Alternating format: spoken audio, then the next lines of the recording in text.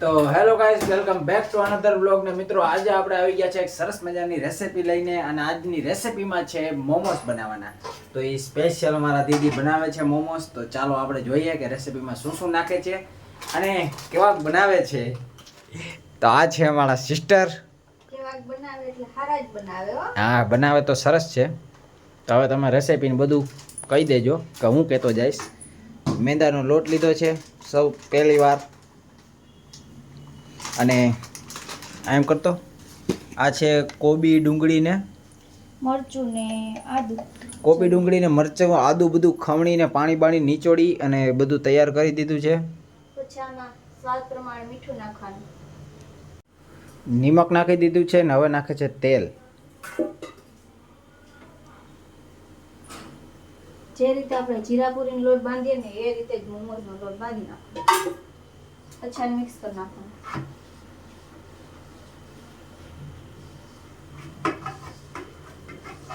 અને લોટ બાંધી અને 20 મિનિટ એને રેસ્ટ આપવાનું મેંદાને, એટલે મસ્ત એનો કૂણો કૂણો થઈ જાય.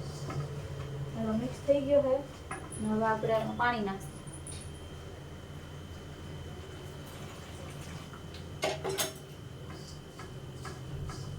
તો તીખાની ભૂકી ખાંડી લીધી છે અને લોટ જો મસરી નાખ્યો છે. હવે આને 20 મિનિટ રહેવા દેવાનો. અને ત્યાં લગીનમાં આમાંથી પછી આપણે આ કોબી, ગાજર, ટમેટું અને ડુંગળી એ બધું ખમણી અને એને મીઠું નાખીને 2 મિનિટ રહેવા દેવાનું, 5 મિનિટ. પછી એને પાણી નીચવી નાખવાનું મંચુરિયનની જેમ જ. અને હવે જો આપણે એનું મોમોઝનું સ્ટફિંગ તૈયાર કરીએ છીએ.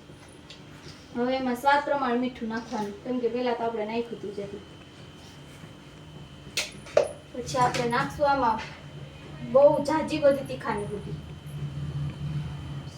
એનાથી શું થાય, ટેસ્ટ આવે. મોમોઝ ને ઓલામાં તીખાન ભૂકીનો જ સ્વાદ આવે, બાકી કંઈ ન હોય. બીજું કાંઈ હોય નહીં આના સ્ટફિંગમાં. હવે આ છે આપણે ધાણા, ધનિયા પાવડર, પછી આ છે આપણે ગરમ મસાલો.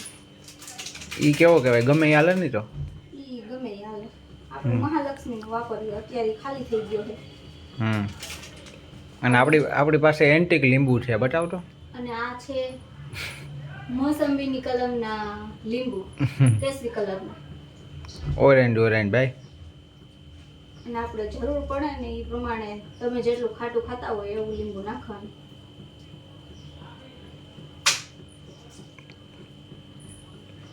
હવે આ બધાને મિક્સ કરી દે.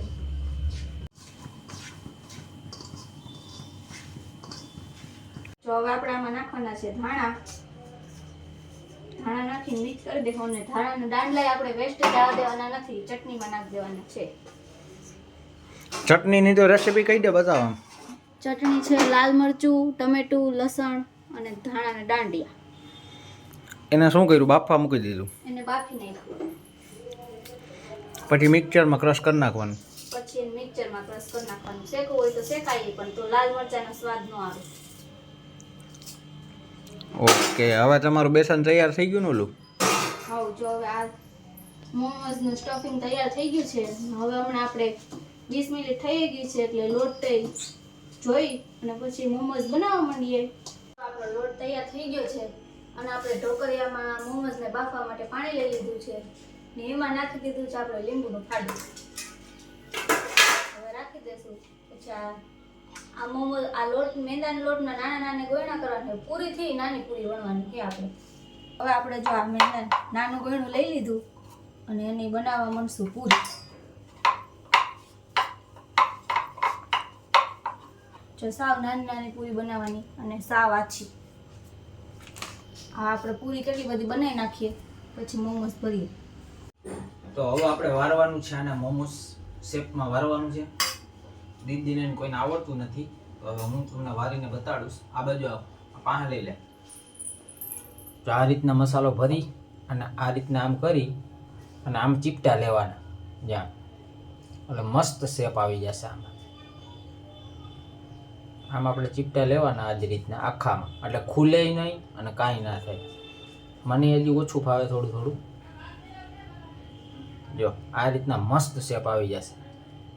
સરસ રીતના એ જ રીતના આપણે બધું કર્યું છે અને આ દીદીએ કર્યું છે. ડિફરન્સ તમે જો, આ દીદીનું છે અને આ મારું છે. જો આ ને આ હું પેર છે આમાં. તો ભાઈ અમારા ભાઈને હે ને ઘૂઘરાની જેમ શેપ આપતા બહુ આવડે છે.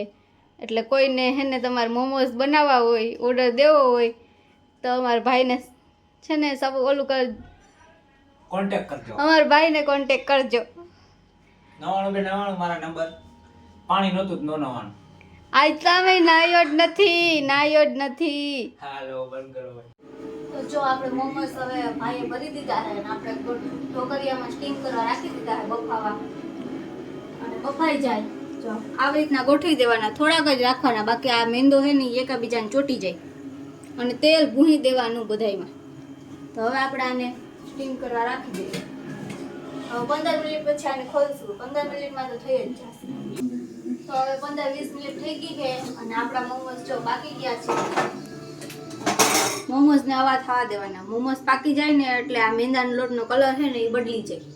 અને ચટણી, અને આ આપણી ચટણી થઈ ગઈ છે રેડી. મિક્સરમાં ક્રશ કરી અને ગરમ કરી નાખી, એમાં ખાંડ નાખવાની અને લીંબુ નાખવાનું. હવે આપણે બેસી જઈએ જમવા. તો ગાઈસ મોમોસ બની ગયા છે. જો થાળી કરી નાખી છે. આ છે મોમોસ, માયોનીઝ અને મોમોસની ચટણી. ત્યાં ગરમ કરવા મૂકી દેવાનું. અને મમ્મી ટેસ્ટ કર્યું મોમોસ. તો આપણે મારા મમ્મીનું રિવ્યૂ લઈએ છે. મસ્તી ના થાય. મમ્મી મોમોસ ન ખાઈ જો. અને દીદીએ નકામું કામ કર્યું છે. તો હવે એ કાંઈ નકામું નથી કર્યું. જમવાની તૈયારી કરે છે. જો 3 વાર જાહે ને 3 વાર આવશે પાછી.